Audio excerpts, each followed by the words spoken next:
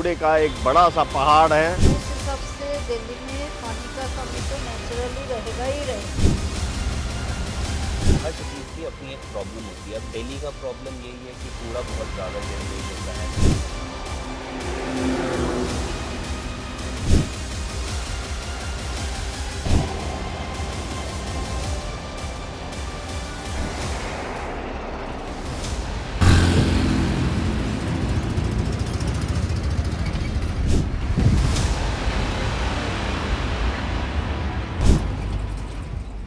राजधानी दिल्ली में कई तरीके की समस्याएं अब बढ़ती जा रही हैं, जो कहीं ना कहीं पॉपुलेशन से भी जुड़ी हुई हैं। उन्हीं में से एक समस्या है डेली का गार्बेज यानी कि कूड़ा, जिसकी वजह से राजधानी दिल्ली में 3 कूड़े के पहाड़ खड़े हो चुके हैं। और उनमें से एक पहाड़ है गाजीपुर वाला। यहाँ आप सामने देख रहे हैं कि कूड़े का एक बड़ा सा पहाड़ है, जिस पर गिद्ध मंडरा रहे हैं। और यहाँ खड़ा होना भी बड़ा मुश्किल है, क्योंकि दुर्गंध बहुत ज़्यादा आ रही है। और इसको कम करने के तमाम उपाय किए जा रहे हैं, और इसकी ऊंचाई पहले के मुकाबले कुछ कम भी हुई है। लेकिन रोज़ जो कूड़ा होता है वो दिल्ली के 3 जगहों पर स्थित ऐसे पहाड़ों पर जाता है, जिसमें से एक तुगलकाबाद है, एक मुकरबा चौक के पास है, और एक ये गाजीपुर। इन तीनों ही जगहों पर सरकार ने काफ़ी मशीनें भी लगवाई हैं जो इस कूड़े का निस्तारण करते हैं, लेकिन उसके बावजूद कूड़ा ख़त्म नहीं हो रहा है। और इसी पर हम ये रिपोर्ट तैयार कर रहे हैं कि आखिर इन कूड़े के पहाड़ों की वजह से जो आसपास के रहने वाले लोग हैं, उनको स्वास्थ्य संबंधित क्या समस्याएं होती हैं, और जो रिसर्च करने वाले लोग हैं वो इस कूड़े को पूरी तरह ख़त्म करने के लिए क्या उपाय बताते हैं, और सरकार ने अब तक क्या करा है। ये सारी बातें हम आपको अपनी इस रिपोर्ट में बताएंगे।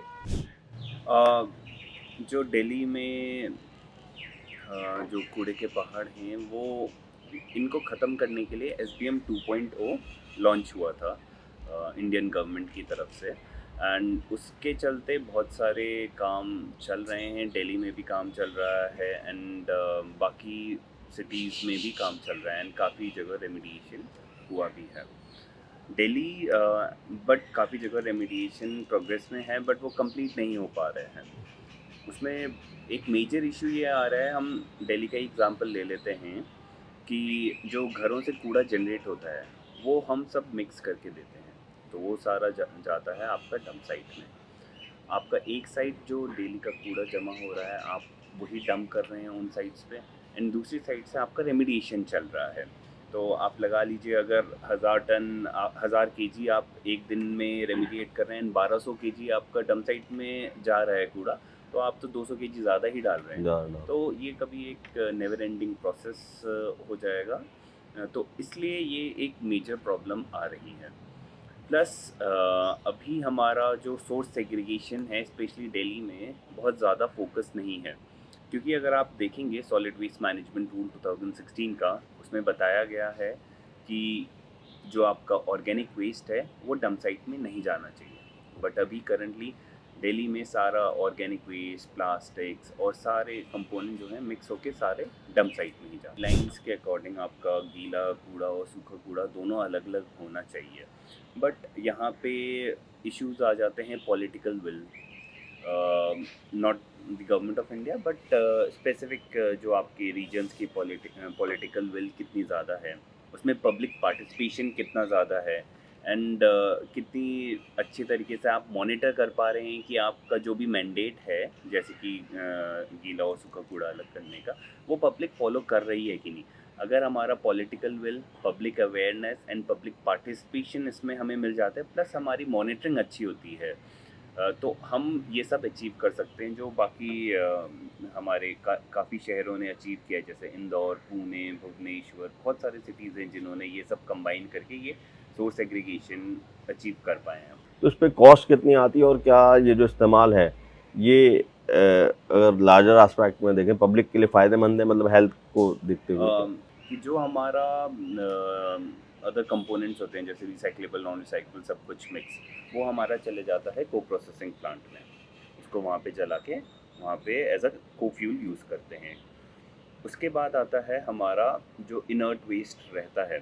इनर्ट वेस्ट आइडियली ये किसी लैंडफिल में जाना चाहिए या फिर कोई लो लाइंग एरिया में उसे डंप करना चाहिए। एंड लो लाइंग एरिया में भी पहले हमें एक उसको जियो मेम्ब्रेन या फिर हमें नीचे से कवर करना पड़ेगा ताकि पोल्यूशन जो है नीचे ग्राउंड में सीप ना करे। फिर बात आती है फाइन सॉइल लाइक मटेरियल की, जो कि बहुत पतला होता है एंड वो जनरली ऑर्गेनिक मैटर कंपोस्ट करके बनाया होता है। उसमें रूट स्वीपिंग वगैरह अदर कंपोनेंट्स भी होते हैं, पर जनरली ऑर्गेनिक मैटर डिकम्पोज होकर बनाया गया होता है। अगर आप दिल्ली की बात करें 30-40 सालों से या फिर उससे पहले से भी कूड़ा वहीं पे है। जो फाइन सॉइल लाइक मटेरियल है उसमें डिफरेंट टाइप्स ऑफ आपके पॉल्यूटेंट्स होते हैं, जैसे हेवी मेटल्स हैं, पेस्टिसाइड्स है, फार्मास्यूटिकल्स हैं।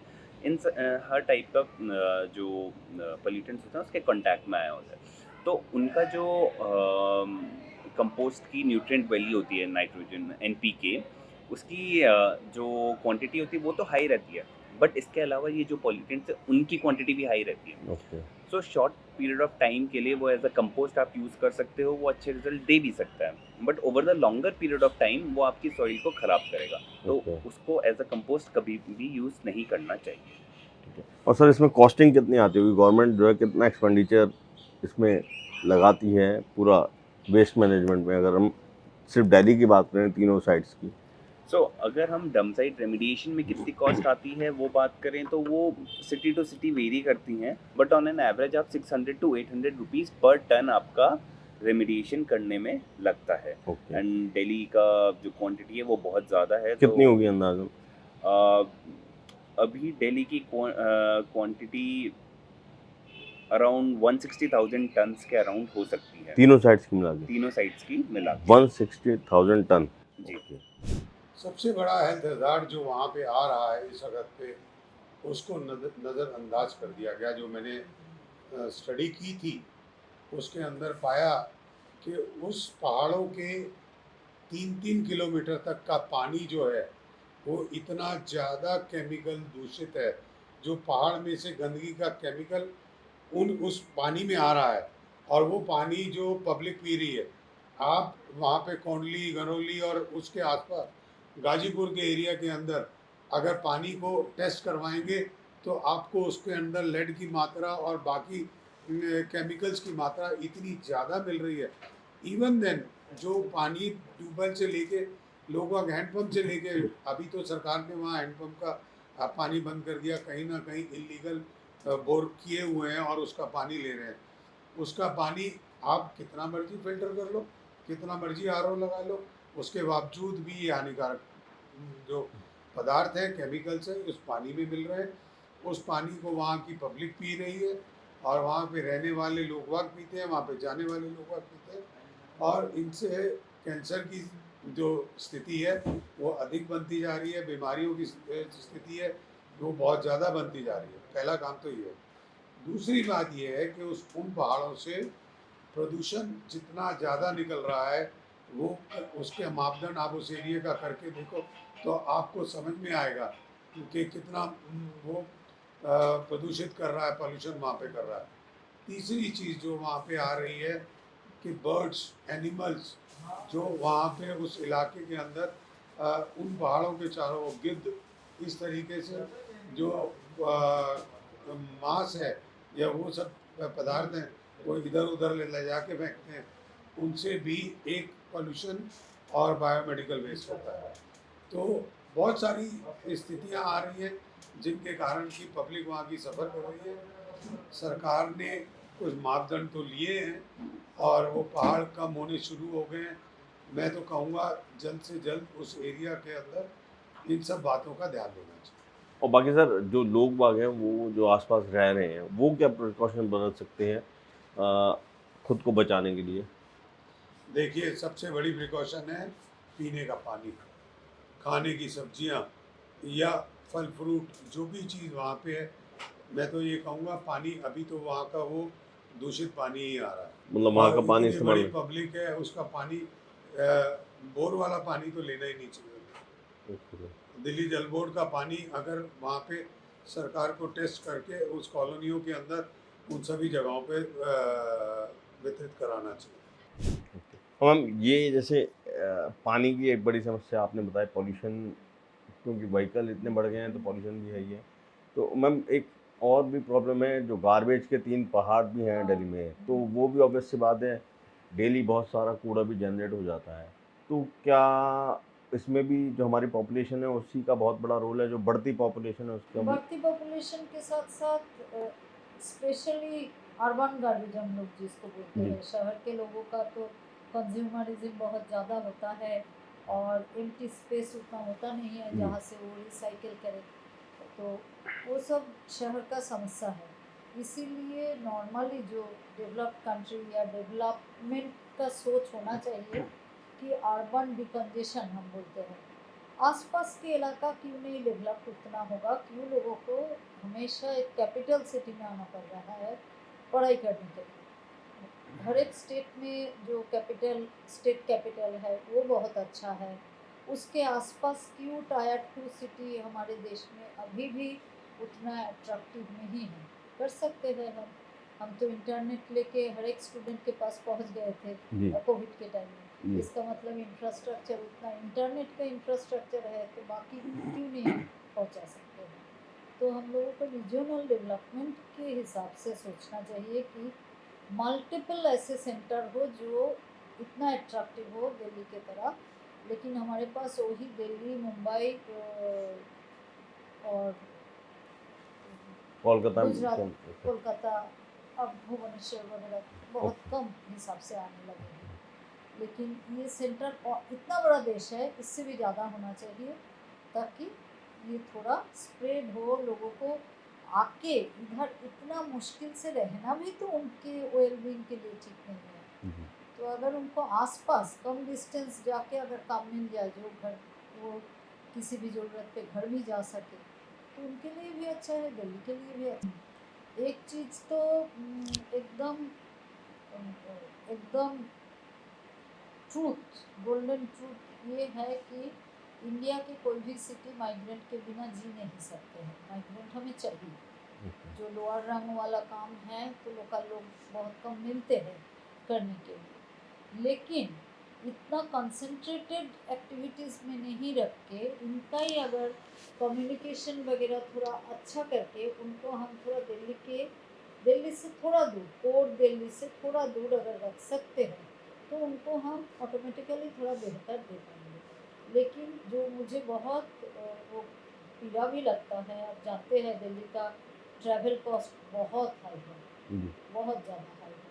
और दिल्ली में सबसे अच्छा मोड है मेट्रो। मेट्रो तो बहुत ही ज़्यादा हाई है। अगर वो माइग्रेंट का कुछ ई श्रम कार्ड कुछ दे के उनको अगर फ्री प्रोवाइड करके थोड़ा दूर उनको रखे और काम के लिए वो अंदर आए फिर बाहर जाके रहे, तो उसको भी थोड़ा खुला स्पेस मिलेगा, सांस लेने का हवा मिलेगा, थोड़ा पानी मिलेगा। ये कर सकते हैं। छोटा छोटा जितना फाइनेंशियल बर्डन भी दिखना पड़ता है, जो कम फाइनेंशियल बर्डन में हो सकता है, और फ्री हेल्थ कार्ड, ये सब कर सकते हैं। दिल्ली में जो कूड़े के पहाड़ हैं, वो पहाड़ इसलिए भी बन चुके हैं क्योंकि ये जो कूड़ा आप देख रहे हैं ये हजारों टन में है।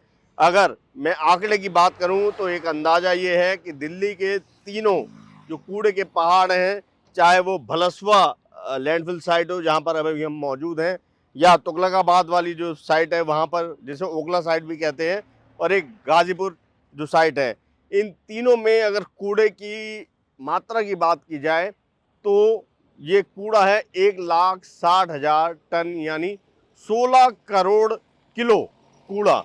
अब आप इसका अंदाज़ा लगा सकते हैं कि ये कितनी मात्रा होगी, और इसके निस्तारण पर जो खर्च हो रहा है उसकी अगर हम बात करें, जिस पर दिल्ली में अगर बात करें तो एमसीडी है, या फिर केंद्र सरकार भी जो है वो स्वच्छ भारत मिशन 2 के तहत इन कूड़े के पहाड़ों को हटाने में लगी हुई है।